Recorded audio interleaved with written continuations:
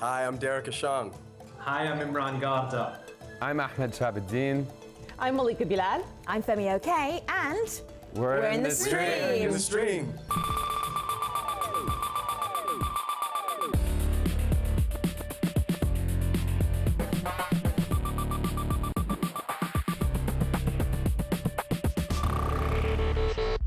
As many of you know, this week is the 5th anniversary of the stream. We're wrapping up the entire week with some former hosts of the stream and the current host of the stream and our current digital producer, Malika Bilal. Thanks, Femi. So I wasn't there for the very first show, but my tweets were. Yes. Take a look at my laptop here. You have to squint to see it. I talk about being back from vacation and being so excited to catch out this show. And you can be this person too. If you want to see your tweets on the stream, tweet us, #AJStream, join our conversation. But first, here's a look at the stream's very first guest. My name is Sohaib Akhtar, and I was the first guest on the stream in 2011 after I accidentally tweeted the OBL raid in Ahmedabad, and I'm in the stream. In 5 years and 6 hosts, thousands of community-driven stories have been shared on this program. Now today we're turning the cameras on former hosts to give you the inside scoop on challenges in front of the camera and also behind the scenes. So with us we have Ahmed Shihab Eldin. He was with the stream from the very start. He is currently a correspondent for Vice on HBO. Derek Ashong, he is the founder of the World Cup of Hip Hop. He now lives in Los Angeles in California. And Imran Garda, he's an anchor for Turkish radio television or TRT in Istanbul, Turkey. I have never been able to say this. Welcome back, everybody. Yeah, it's great to be here. Thank you. Does this feel odd? Odd, nostalgia, you know, a bit anxious, not gonna lie, but it's kind of surreal. It's like all the Doctor Who's being together. It's very strange. Malika's laughing is already. going to kick us off. It is very surreal, especially because I've worked with each of the hosts individually, and so having you guys all together is great. One of the things that I love most about this show, though, is my job, is the community. So I want you to take a look at a few of the many times the community was given the floor to address people in power.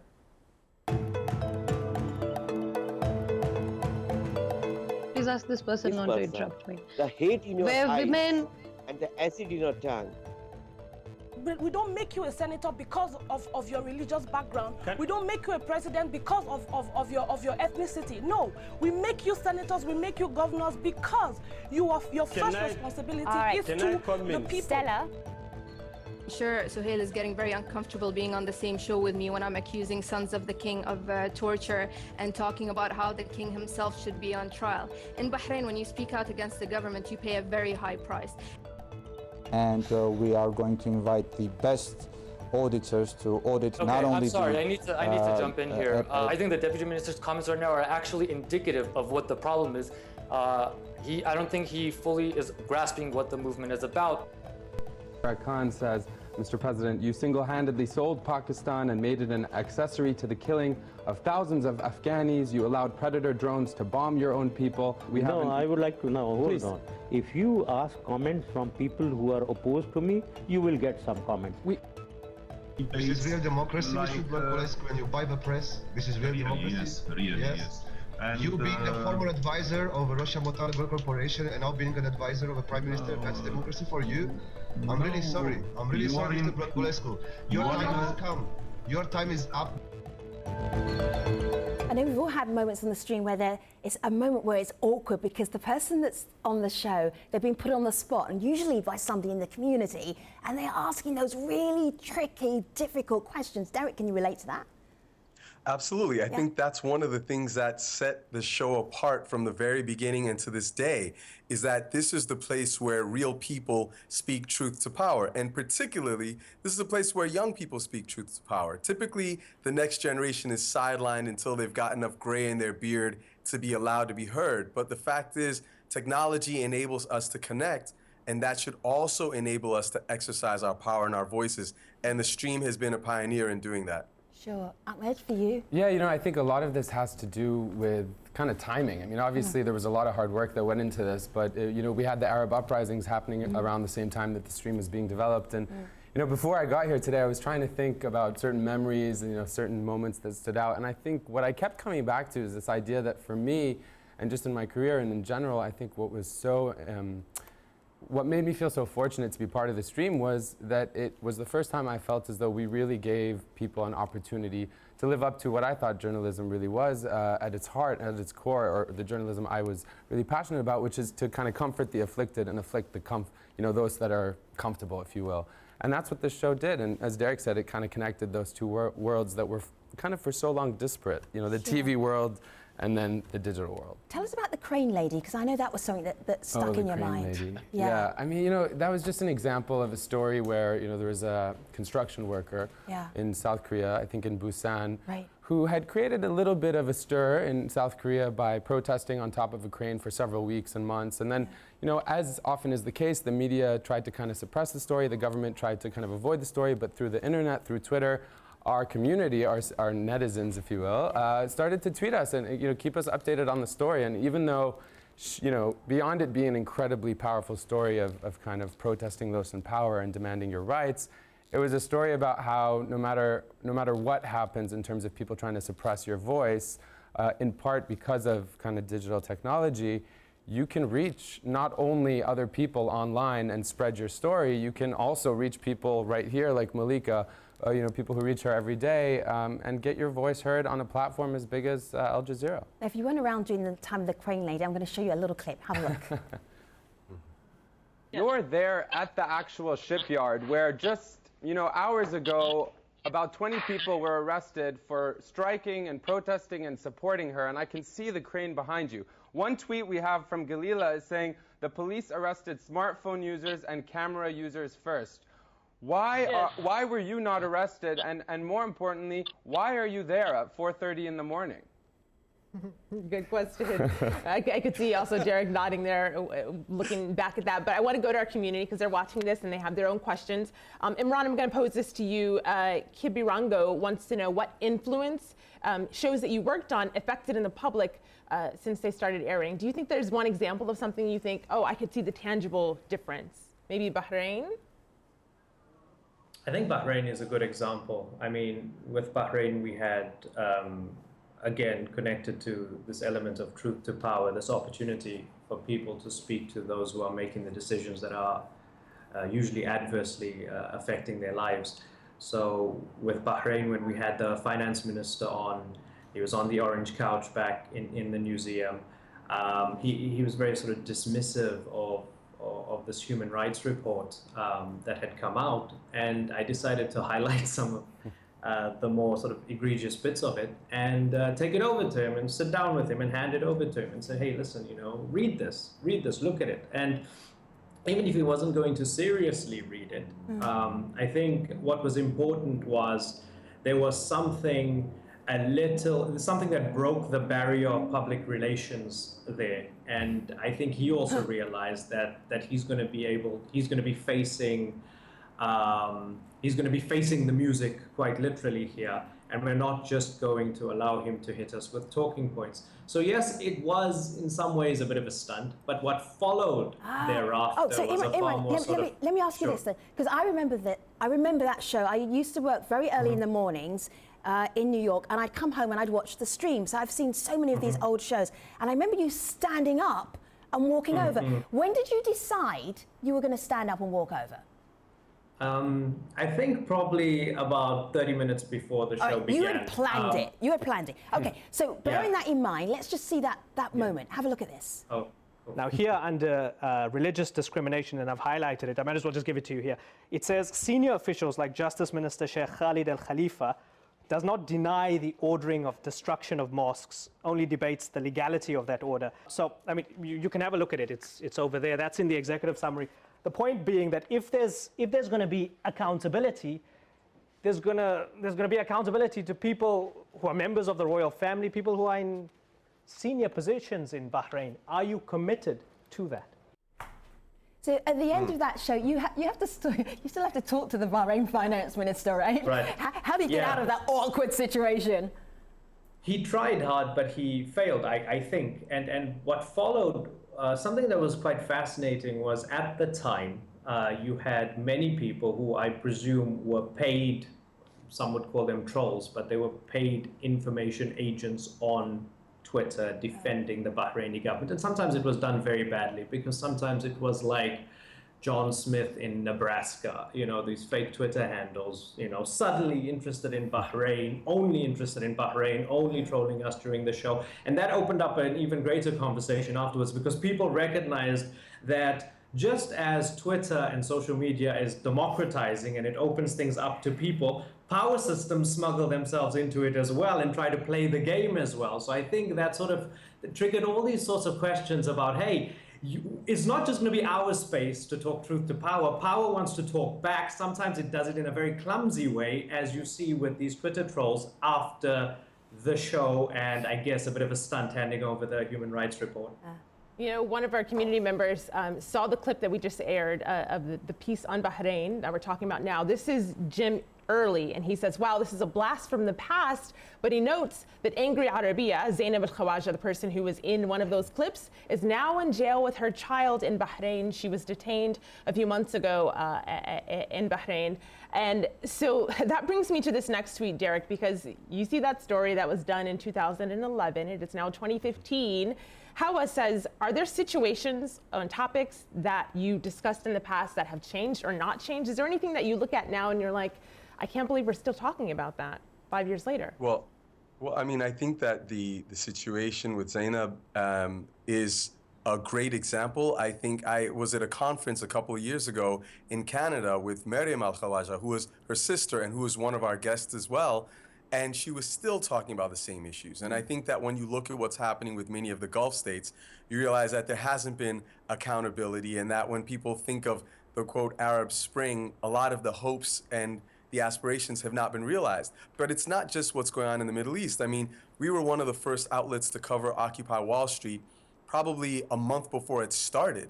And I got to give a lot of credit to Ahmed and the team that did the research to identify, this is happening, it's going to be big. And in August, before anyone was even camping out, we're covering it. And that was tied to the Campo del Sol in parts of Spain, which was tied obviously to what happened in Tahrir Square. And if you look today at the situation of young people in Spain, in Egypt, in Bahrain, in the United States, and the things that they were protesting about, lack of opportunity to affordable education and lack of job access, etc.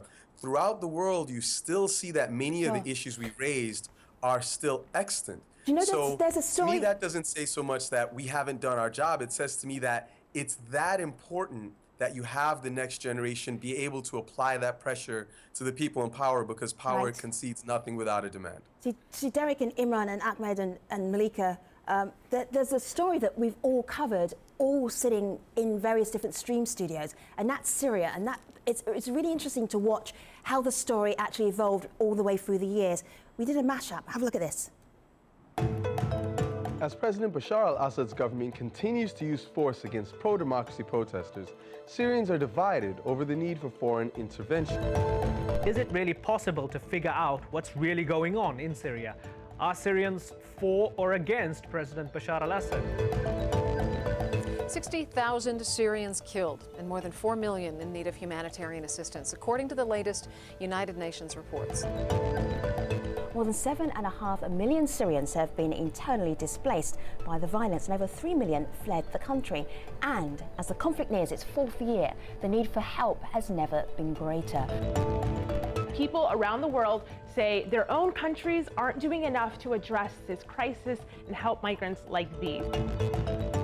It's not often that you get a way to reunite a story and see a story actually evolve from the very, very beginning. I mean, Derek, when you were looking at Syria, just really briefly, what kind of story was it when you were looking at it? When we were first looking at Syria, there was still this idea that there could be a change. And there was a lot of question about, what was happening. When we started covering Syria, it wasn't an armed conflict. It began with protest and a harsh crackdown by the government. And I think that what has been interesting is to see that the hopeful idea that the Syrian people could press for more opening in the country to the call for the downfall of Bashar al-Assad, and then the outbreak of all-out war, ultimately. Well, Derek, it's interesting you bring that up. I mean, I was just looking at the news on Twitter before coming in here, and I saw, beyond the dozens of people that were killed in airstrikes in the northern part, some of the refugee camps in the north of Syria, it does seem, sadly, like this story repeats itself, and there's kind of the cycle of violence. But beyond that, I think it's really important what you note, that this started out not as a civil war, not as a proxy war. This is how it's being described, obviously, today. And I think that also speaks to kind of why we're all here, because back then, when it was still, a hopeful story in some regards, this was really a marker, I think, in terms of what the stream actually was able to do, because there was this moment in history that I think is quite unique, not to overplay it, where, as you were pointing out, there were protest movements. I mean, people used to joke, is it the stream's mandate to only cover protests the first year or two? And I think that's because, the connectivity that the stream kind of, seized and kind of capitalized off of was what a lot of people around the world were just using to their own benefit. So I'm going to test your memory here, because picking up on what you just said, one of the things about covering protests, especially ones that were done so organically, was this issue. Rahmatullah on Twitter says, how challenging has it been to verify the credibility of news before deciding to make it a topic, especially with social media in those early days? Any of you really can pick up on this, Rahmat, as a digital producer, that was kind of your job. Yeah, I guess I failed more often than I'd probably like to have admitted back then, but the truth is that was what was so exciting about using these platforms. You never take anybody, whether it's a netizen, someone tweeting, or a source in the street. As a reporter, you never take one source and assume that it's credible. So what was really, I think, really powerful was the crowdsourcing aspect, not just virtually and digitally online. If 1 or 2 or 6 or 10 people were saying things that seemed to paint a picture that was similar, we would then go back and do the proper research, talk to people on the ground. And I think all that my real job is that it really just gave me access to more people, and so you Ahmed, do you remember the story of I forget what it was called, but like the young woman in Syria who, was allegedly kidnapped and disappeared, and the whole internet was ablaze looking for her, and then we come to find out that she's like, it was a fraud. It was like this random white guy in the US pretending to be her. Right. And I think that's a great example of like the fine line we walk in trying to be at the cutting edge of telling the stories of the people while having to avoid the people who are making up stories. But Dad, do you know what I actually liked about the stream when I watched it was that you weren't embarrassed about saying, actually, this was a fraud, we were fraud, this was the story, and then you do the digging, and then you do a story about doing the digging and finding out the story was a fraud. And I like that transparency on the stream. I think that a lot of times journalists get caught up in this sense of we've got to be perfect, we've got to be always right. Yeah. Whereas I think that's something that the show has done a great job of pioneering, is pushing this idea of we've got to seek the truth wherever we may find it. And that means that we may make mistakes, but you can trust that we're always going to give it our all to get at the truth. And that has really distinguished the show. Ahmed and I did a lot of things wrong that first year, but No, I think really? Yes, many. I love the bits where Derek would just take a glass of water and then just wander around the studio. I love looking cool with his clothes and his necklaces for no reason. You want to get to the water cooler. Yeah. Let me just take a pause for a moment, because there have been some remarkable moments that all of the hosts have had, all of the team, the behind-the-scenes crew and our control room crew as well. I just want to take a moment to share them with you. Big moments on the stream in the last 5 years.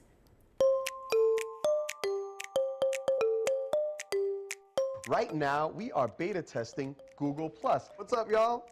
Yes, we can. Hi, Brilliant. I'm getting my moves from Kwame. We could just play this for the next 10 minutes. One of the sides.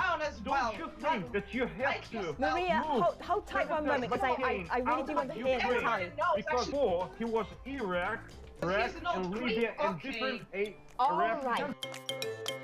Sorry. No, what I was going to say, and very sorry about this, I've had to go to somewhere where there's no lights to get internet access. You see, it's that kind of thing that just makes kids go, whoa. Very special guest with us, Elmo. We're so thrilled you could make it. How you doing, Elmo? Oh, hello, Ahmed. Hello, Malika. How are you? So give us a little insight into how you managed to live your life and be criminals at the same time. To take off my clothes for my own reason, just right now, on Arabian television. I can take off. We had a feeling that might happen. So one of my most memorable shows was when we were looking at a group called Femin. Femin is a group of Eastern European women who are militant feminists, and they believe that they are more powerful with their shirts off than on. In fact, one of their trademarks is they expose their breasts naked in public. So the leader of the group agreed to come on the show. Thankfully, I was a little bit relieved. She showed up, she had on this high crew neck pullover shirt. I did warn the director in advance that something crazy could happen, just in case. And about the time that I was pressing her on her thoughts about better naked than a burqa, she decided she would just rip her shirt off on international television. And thankfully, the director caught it right before the show turned into a real expose. I never did get an answer to why naked breasts are more powerful than covered breasts, but it seems to work for them. So that's Lisa Fletcher, former host of The Stream. Lisa is now an investigative journalist and she works for ABC in the Washington, D.C. area. Let's brush up our resumes. Imran, where are you right now? What are you up to? I'm in Istanbul. Yeah. I'm hosting The Newsmakers with TRT World. It's an international English language channel. The Newsmakers is a debate show, and from time to time I go out and I do specials, documentaries, and I just came back from North Korea, of all places. So yeah. I hope you'll watch that documentary. Yeah, I so that's what I'm doing right now. Yeah. Have a look back here. By the way, by the way, in addition to Lisa's thing, something that's always sort of been bothering me is Zach Alfred, the producer, was he was hosting the Google Plus Hangout. He was looking after all the guests, right?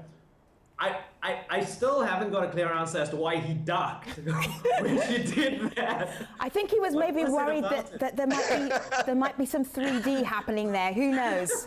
He didn't want to get his eye poked out. All right, Derek, let me just show you what Derek is up to. Derek is working on the World Cup of Hip Hop. What do we need to know about that, Derek? Because it's a beautiful project.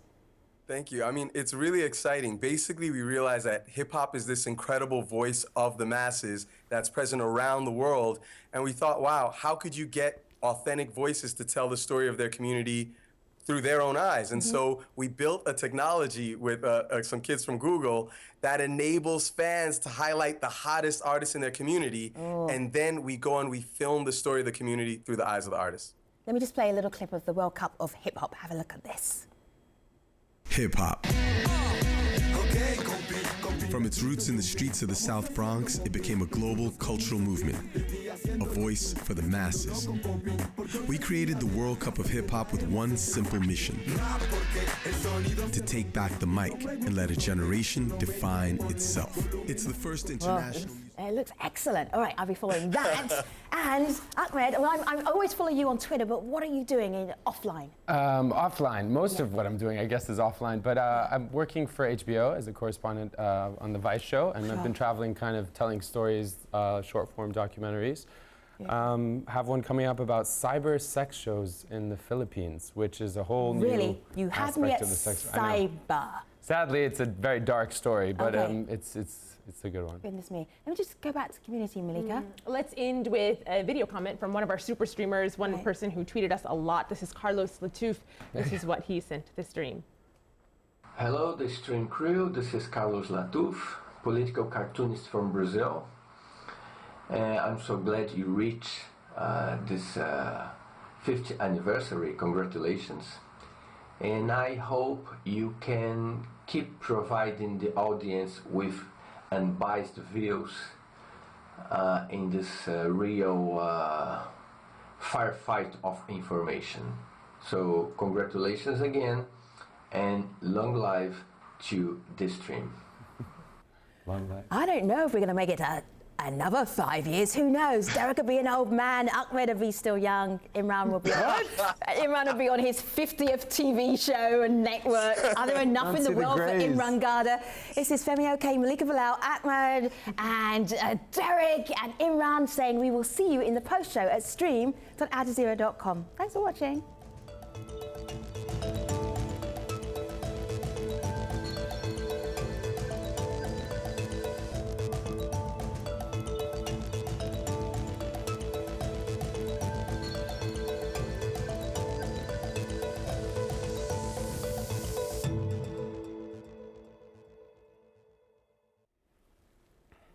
Hi, and welcome back to the Online Post Show. We're here with former hosts of the stream. What? Looking back at some Did I of lose their- my job? Yeah. Only And former. How did that happen? And Femi. You never And know. Some of their favorite moments. They're in the hot seat now, so this is your chance to ask them, us, anything. And as Ahmed just said, this is where it gets good, right? Right. Always, without fail, the All right. post show is where it gets good. All right, okay, worst It's a little guest risky ever. in here, huh? Worst guest ever.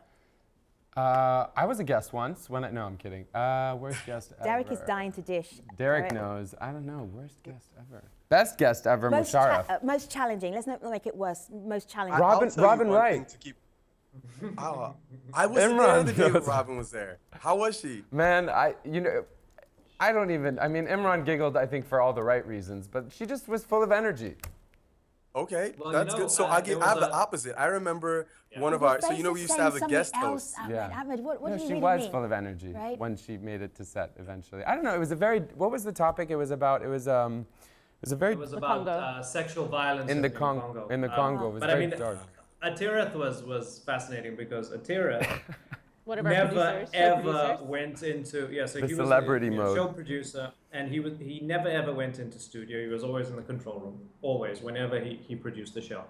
But for this particular day, in the morning he brought his DSLR camera. He went up to Michael Hopper, one of the producers, who at the time I think was just an intern, and he's like, Hopper, this is how you use my camera, and when I tell you to shoot, you shoot, right? And then just before the show, suddenly Atirath walks into the studio, and he's like, Robin, let me take you through the rundown of the show, right? And he's like, Hopper, take these pictures, right? And Hopper's taking pictures. Man, Derek, And then the imagine next day- Atirath. Yeah, the next day there are like 28 pictures of Atirath and Robin right on Facebook. That is so funny. Yeah. And that's the antithesis of Atirath. That's probably like the Right. only person in the world you do that for. Yeah. I like that we're calling out former streamers. I hope they're watching this show. I want to go to a person who has been watching the show from the very beginning. I think he's also been a guest. Imran, you might remember him. Shuja Rabbani. He wants to know, I'd like to ask them about what their favorite show has been and why. Plenty of great episodes, but which one is close to their hearts? Now, I'm going to tailor this just a little bit because we also got a tweet that I'm pairing up with it. It's what I do.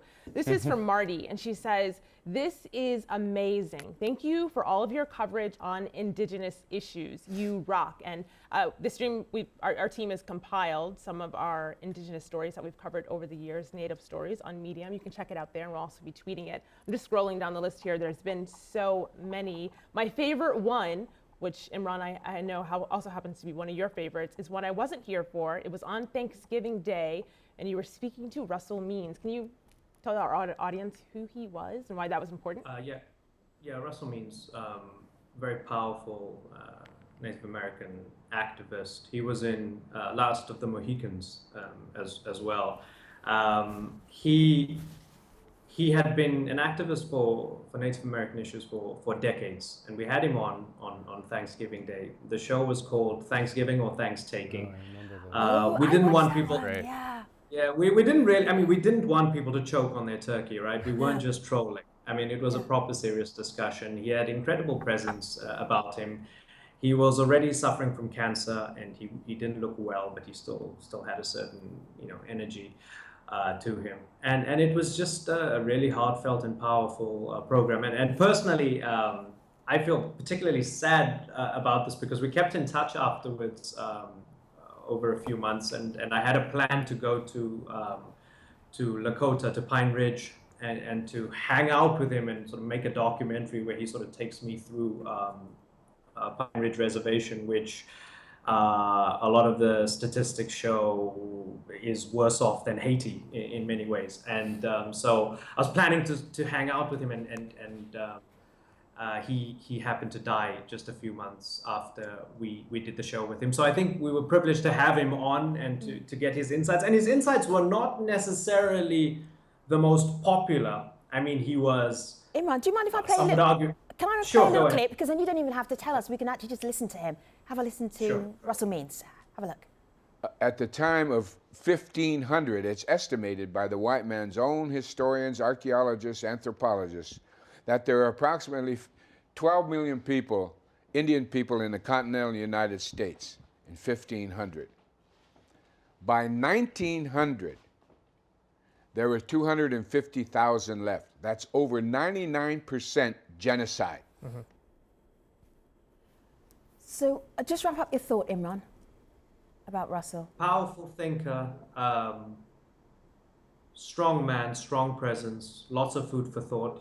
His opinions, I mean, I can understand why some people would have been offended by him, would have found him a race baiter. He called President Obama a couple names on the show live on air that might be perceived as racially charged and derogatory. I mean, he's a fascinating character, utterly fascinating character. And this is what you want generally. You want people who live the story, who are passionate about their story and who have skin in the game, have lived it. Those are the people that make you that make you do what you do. Yeah. As you're talking about that, the one thing, as you keep asking, like, what was your favorite moment or your favorite guest even, and I'm looking at what some people are asking on Twitter, and I'm sure you can relate, Derek, kind of to what Imran said, and for me, it's like the best part of this job and the most memorable part is the real lasting relationships that you create with people who you may have only interacted with virtually. Maybe we've had them on the studio once or twice. You travel to a place and you have a source on the ground. I mean, it's like I always joke, Twitter is kind of like the Rolodex that I have in terms of sources. And then you actually, with some of these people, develop relationships. And 5 years later, you end up like, sitting down over lunch and you feel like you know them even though you don't. And I think that's priceless for me. Yeah. Well, I'll give you a perfect example. I mean, one of our former correspondents, I had her on as a guest in a show I did for another network some years later, and she was phenomenal. And we've stayed friends forever. And obviously Ahmed very well. May Al Hassan just completed her PhD here in Los Angeles. And literally when we met her, I mean, she was just starting that program. And so it's really incredible how these relationships go from online to in the studio to in the real world. And many of them are lasting. Yeah, it's true. It's true. So I want to share something that we got from Bernardo, and some of you might remember him. He was an original tweeter to the stream also, and still tweets us. Thank you, Bernardo. He says, "This is great to watch this special Stream at 5 episode. A truly great, unique journalism show. Thank you." So one of the things, I'm pivoting off of this, one of the things that I think makes the show unique is its crowdsourcing ability. And not too long ago, the stream crowdsourced our theme song. So I want to show you a little clip of Derek soliciting people on Facebook who watch our show to give us an update. Have a look. And he's wearing the same shirt. The stream theme song. This is the bullet sting. And then this is the full song. Okay,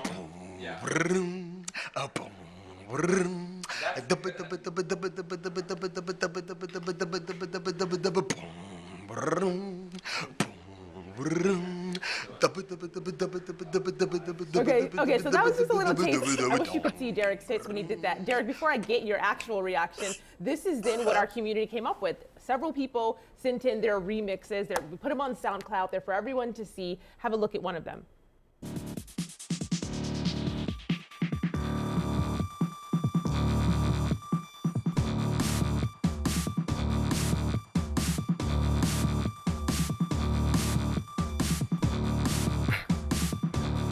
I feel like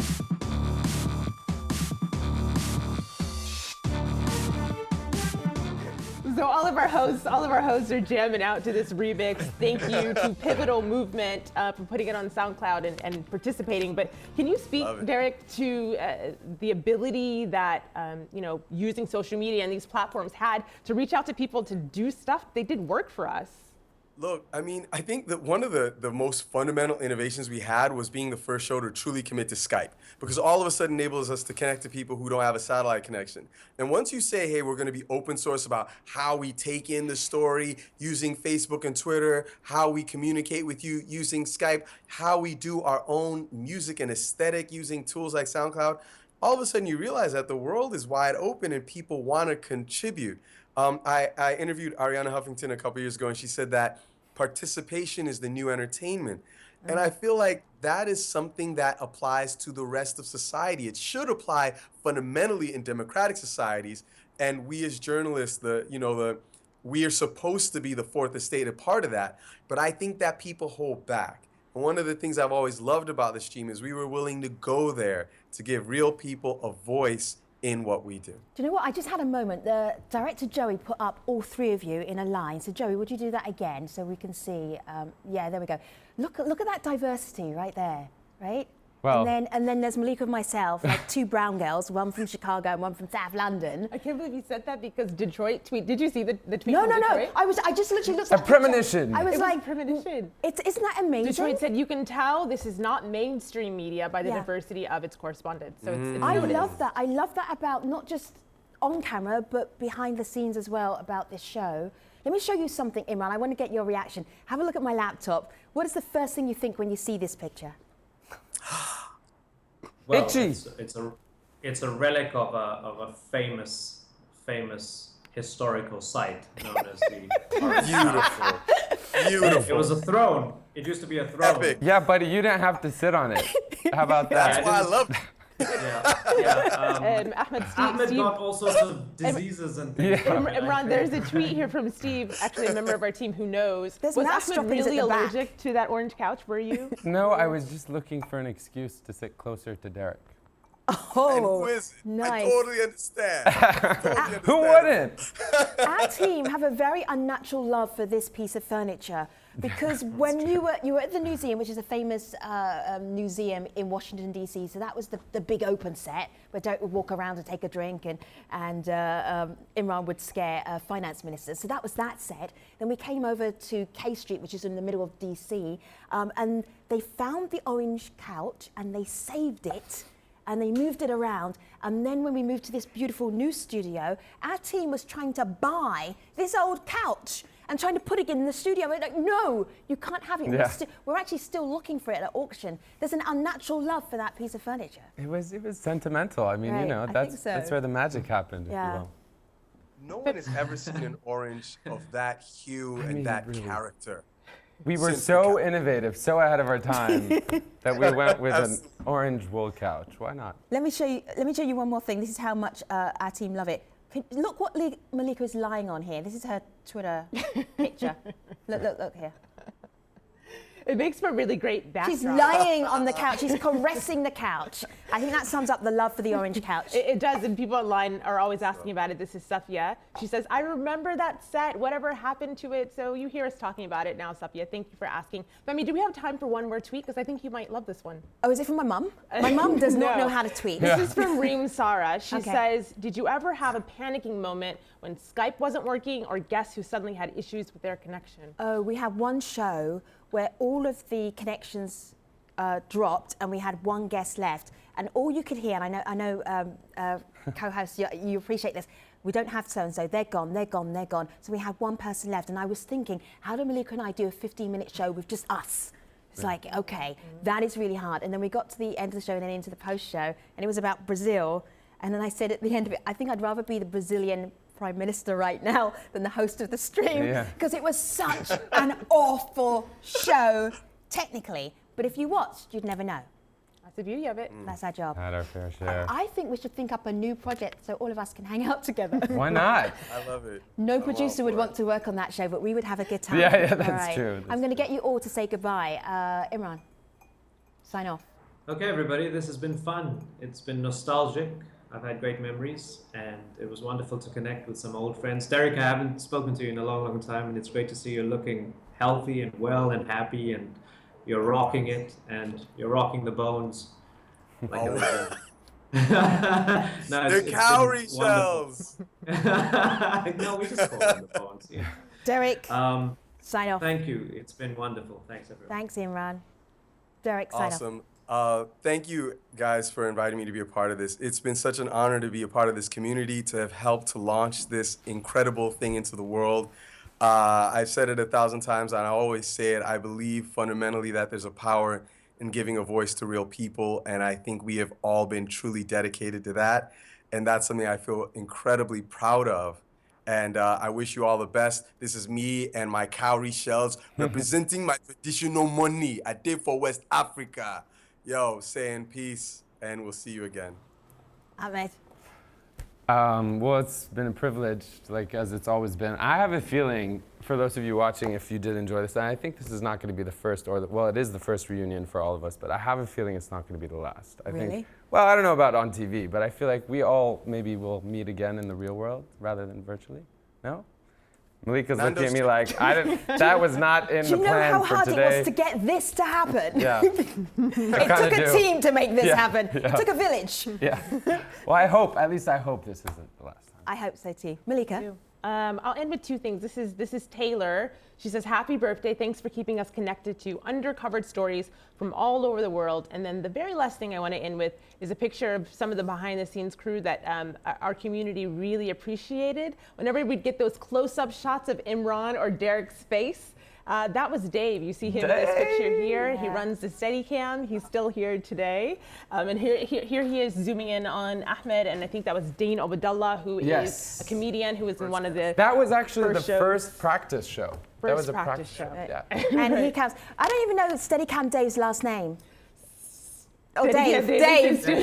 Hungry. Okay. All right. And while we're doing that, Dave? yes, it is. Yes. It's Dave. Yes, yes. Tell him I shared his Coventry story the other day. Yeah, tell Dave. This is where it gets immediately fascinating, Imran. Thank you. Yeah, off camera, he told me about Coventry and We're World still in War the II, show, and we had a Imran. conversation about it. Yeah. So tell him I shared that story the other day All with right. someone in. All right, Istanbul. we're I'm about thinking to about fall it. off the web, but not before. I want you to have a look in our control room. Hi, control room. Where are they? Joey, there you go. Thank you very much to all of our team. You make us special. You make us what we are. And I am standing on the shoulders of giants. It's such a treat to be on the stream. Thanks, everybody. Take care. See you soon.